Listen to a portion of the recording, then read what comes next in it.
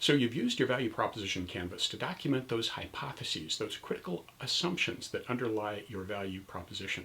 That's great. The next step, of course, is to go test those hypotheses.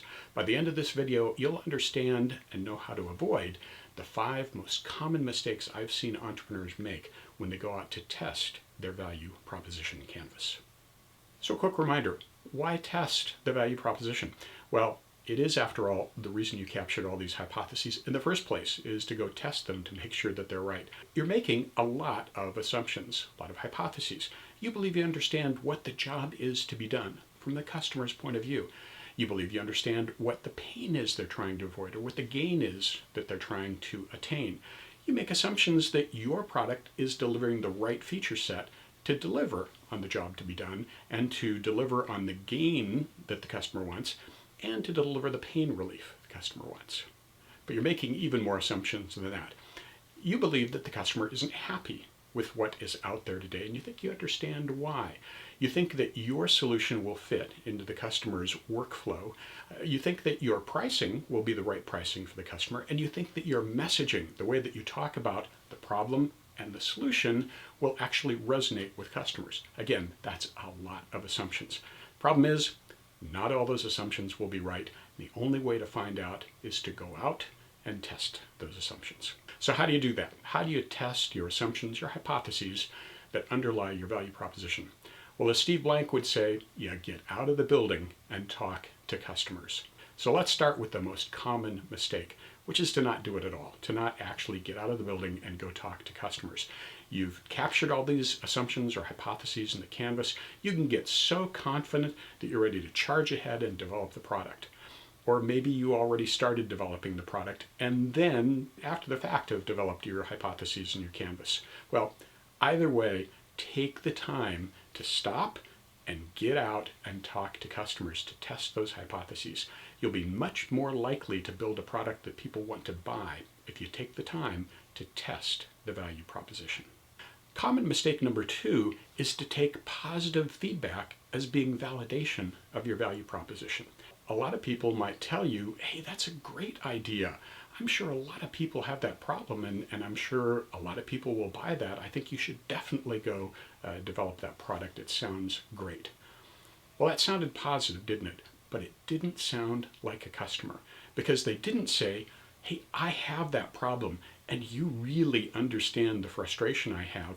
I'd really like to try out your solution. Is it available now? Can I test it? Can I buy it? If it's going into beta test, I'd love to be a beta test customer. Those sound like buying signs. That sounds like somebody who's actually got the problem that you're trying to solve, who has the pain or isn't realizing the gain that they'd like to. And that's what you're looking for. It's too easy for people to just listen to your idea and intellectually say, hey, that makes a lot of sense. It sounds like a great idea. But that's not good enough. You're looking for people who have the problem, who want to buy a better solution than they have today. So don't settle for just positive feedback. Look for customers who actually want to buy a better solution. Common mistake number 3 is not talking to enough customers. To validate your value proposition, you need to talk to more than just 2 or 3 of your best friends. Again, you're looking for customers, not just necessarily your best friends, and you'd really like to talk to quite a few more than 2 or 3. So how many should you talk to?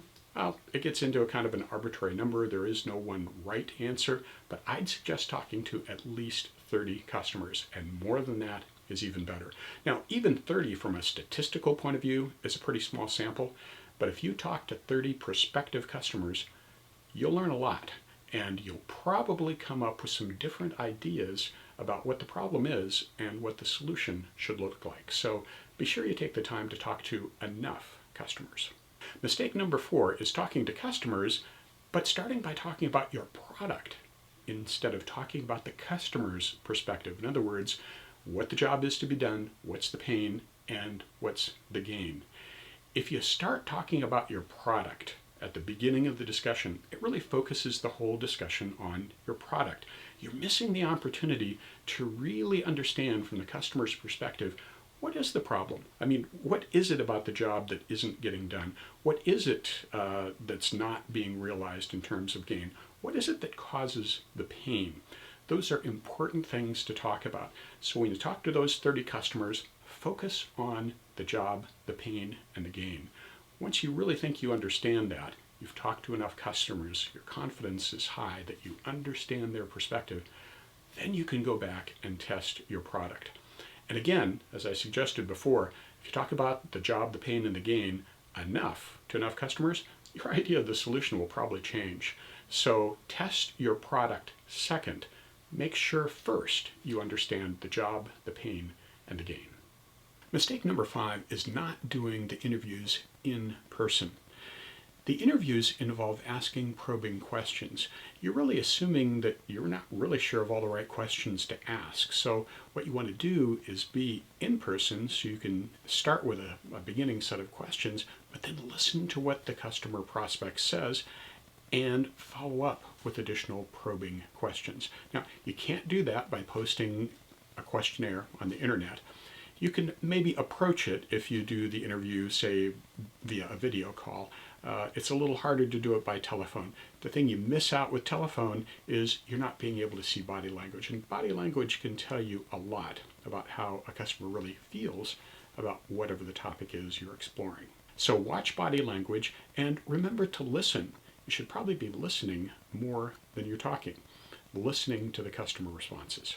So to sum up, take the time to test. Certainly don't skip this process. Get out of the building and talk to customers. And remember, just getting feedback about what a great idea it sounds like is not enough.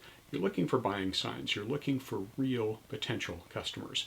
And be sure that you talk to enough customers. Again, I suggest 30, and more than 30 is certainly even better. Do in-person interviews, make it probing, ask follow-up questions. You'll learn more that way. And start with talking about the job to be done, the pain and the gain. Don't bring your product out front and center when you start these initial interviews.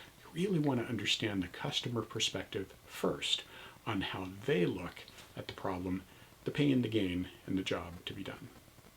That's a wrap for this presentation on the 5 common mistakes that entrepreneurs make when they're testing their value proposition. If this was helpful, please click the like button and share this with other entrepreneurs who might benefit from the information. And if you haven't subscribed yet, please click the subscribe button to subscribe to the channel. If you haven't seen some of our other videos in this sequence on value proposition and the canvas, there are some links here on the screen you can use to take a look at those. That's it for now. Thank you for watching.